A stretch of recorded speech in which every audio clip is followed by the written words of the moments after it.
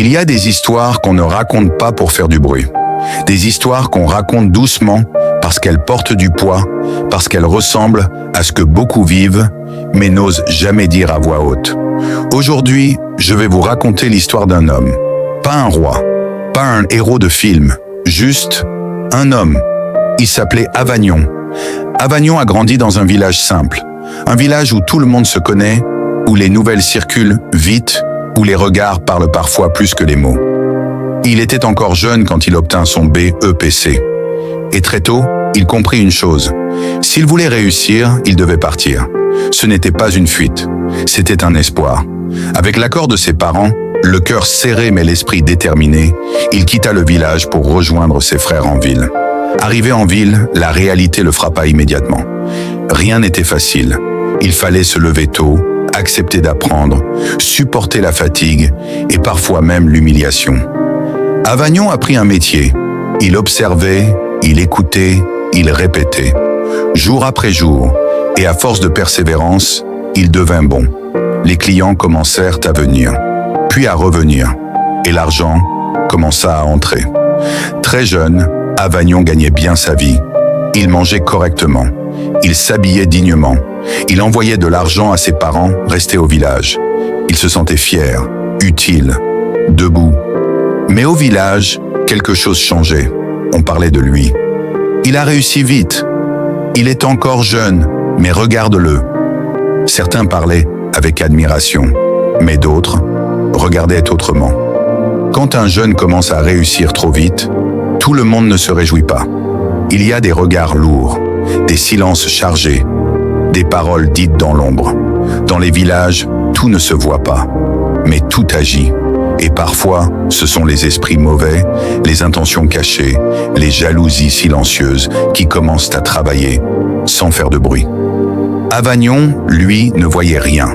Il avançait. Avec le temps, il décida de se marier. Il retourna au village et demanda la main d'une jeune fille simple, respectueuse, une femme qui croyait en lui. Le mariage ne fut pas extravagant, mais il fut sincère.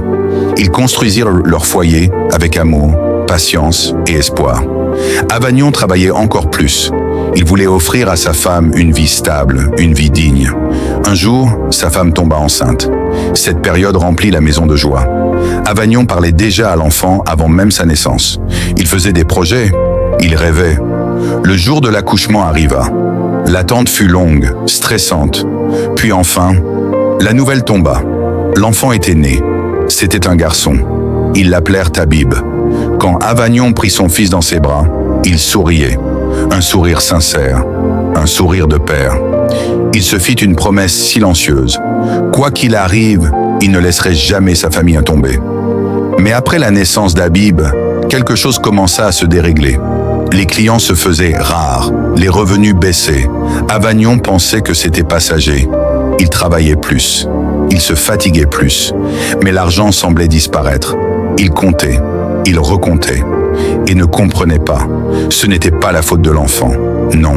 Le problème venait de plus loin, de plus profond. Dépassé, Avagnon se confia à un ami. Il lui expliqua tout, ses doutes, ses pertes.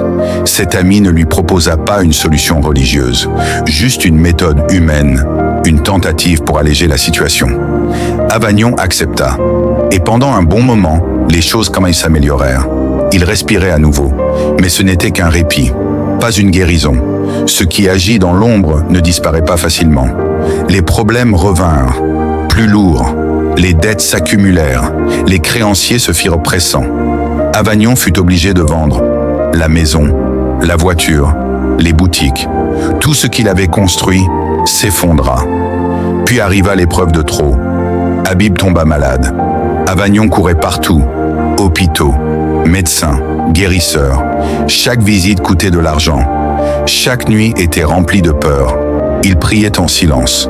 Il pleurait quand personne ne regardait. Quand Habib finit par guérir, la famille n'avait presque plus rien. Acculé, Avagnon prit une décision douloureuse. Quitter le pays. Pas pour fuir, mais pour survivre. Il partit avec sa femme et son fils. Dans le nouveau pays, il n'était personne. Son métier ne valait rien. Il ne trouvait pas de travail. Heureusement, la famille de son épouse était là. Ils leur tendirent la main. Avagnon recommença encore une fois à zéro. Il apprit un autre métier. 2 ans plus tard, un second enfant naquit. C'était une fille. Ils l'appelèrent Matt. Avec le temps, Avagnon et sa famille comprirent une chose essentielle. Le problème qu'ils vivaient n'était pas naturel. Ce n'était pas seulement le manque d'argent. Ce n'était pas seulement la malchance. C'était spirituel. Ils commencèrent à chercher à la source. Ils posèrent des questions. Ils écoutaient les anciens. Et la même vérité revenait toujours. Un esprit poursuivait la famille depuis longtemps. Un esprit ancien. Un esprit qui fatiguait, qui bloquait, qui empêchait d'avancer. On leur expliqua aussi que pour chasser cet esprit, il fallait faire des rituels, des actes non religieux. Mais Avagnon et sa famille ont été chrétiens. Ils prièrent. Ils refusèrent ces pratiques. Les années passèrent, et peu à peu, toute la famille fut touchée. Un problème ici, un autre là-bas. Un jour, un oncle fatigué prit une décision sans prévenir personne. Il alla faire les rituels. Mais rien ne changea. Pire encore, la situation sembla empirer. Chez Avagnon, les choses ne s'améliorèrent pas vraiment. Il trouvait parfois un peu d'argent. Juste assez pour survivre. Il vivait en location. Chaque fin de mois était un combat. Payer le loyer était difficile, très difficile. Il comptait les jours, il comptait les pièces. Et souvent, il restait assis en silence, se demandant comment il en était arrivé là. Mais un jour, alors qu'Avagnon ne cherchait plus de réponses partout, quelque chose changea. Il comprit une chose simple, mais difficile à accepter. Le combat qu'il menait ne pouvait pas être gagné avec des solutions humaines, ni avec des rituels, ni avec des raccourcis. Alors Avagnon et sa famille prirent une décision profonde. Ils arrêtèrent de chercher le mal partout. Ils décidèrent de renforcer leur foi. Pas seulement avec des mots, pas seulement le dimanche, mais avec des actes. Chaque matin, avant que le soleil ne se lève, ils se réunissaient à la maison. Autour d'une table, la Bible ouverte, les mains jointes. Papa Avagnon lisait des passages. Sa femme écoutait, silencieuse, les yeux remplis de larmes parfois. Les enfants s'asseyaient près d'eux. Ils regardaient, ils apprenaient, ils priaient ensemble. Pas pour demander de l'argent, pas pour demander des miracles, mais pour demander la force de continuer, la paix dans le cœur, la sagesse pour avancer. Chaque dimanche, ils se levaient tôt. Ils marchaient jusqu'à l'église, parfois sous la pluie, parfois sous le soleil brûlant. Ils chantaient, ils écoutaient attentivement les prédications. Ils échangeaient avec les anciens, avec ceux qui avaient connu la pauvreté, la peine et qui avaient survécu. Avagnon apprit à écouter autrement. Pas seulement entendre, mais comprendre, se laisser guider par la parole. À la maison, les soirées étaient consacrées à la prière et aux discussions. Chaque enfant avait un rôle. Chaque voix était entendue. Ils partageaient leurs craintes. Ils partageaient leurs joies, même petites, même simples. Et petit à petit, la maison changeait. Le poids semblait moins lourd, les nuits moins longues, les peurs moins étouffantes. Mais la vie n'avait pas encore fini de les éprouver. Les dettes accumulées dans le pays précédent étaient là, comme des ombres persistantes. Avagnon savait qu'il devait repartir pour payer ce qui était dû, pour effacer les erreurs du passé, pour prouver à sa famille que tout pouvait être réparé. Alors, une fois que la foi fut plus forte, une fois que le courage fut retrouvé, Avagnon prit sa famille et reprit le chemin du travail. Il recommença à zéro, encore une fois, avec humilité, avec patience. Chaque mois, chaque salaire qu'il touchait, il payait une partie de ses dettes. Les créanciers n'étaient pas cléments. Mais Avagnon était déterminé. Chaque paiement réglé était une victoire. Chaque reçu signé était un pas vers la liberté. Pendant ce temps, la foi continuait. Chaque matin, chaque soir, chaque dimanche, la famille priait. Pas pour l'argent, pas pour le luxe, mais pour la protection, pour la sagesse, pour la persévérance. Et alors que la paix revenait doucement dans leur cœur, ils commencèrent à voir des résultats concrets.